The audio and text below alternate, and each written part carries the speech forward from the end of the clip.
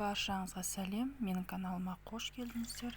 Бүгін сіздерге айсти компотының жасалу рецебімен бөлісетін боламын. Менімен бірге болыңыздар. Ең алдымен менің каналыма тіркеліп, лайк басуды ұмытпаңыз. Бұл компот жалпы балаларға дайындауға және қонақ келгенде дастарханға қоюға болады.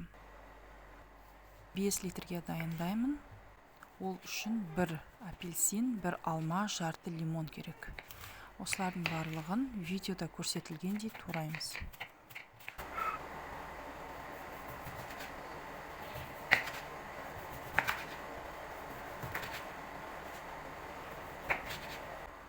Ыдысқа суды құйып, турап алған жемістерді саламыз.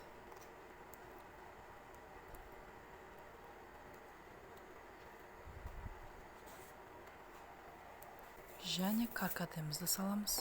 Каркадем менде 5 литрге 35 грамм. Одан артық салмаңыздар. Егер де артық болып кетсе, ашты болып кетеді дәмі. Аз салуға болады, артық салмаңыздар. Салып, қантымызды салып араластырамыз. Және 20 минут қайнатамыз.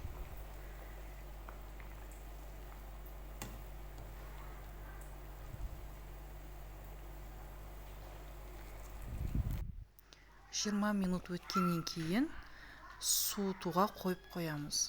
Суытып барып, сүзіп аламыз.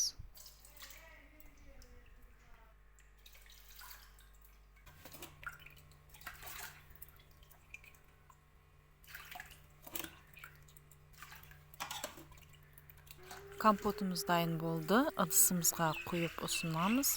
Нағыз жаз мезгілінде шөліңізді басатын сусын.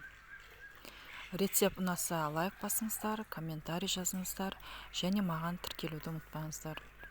Жасап көріңіздер, сіздерге ұнайды деген сенімдемін.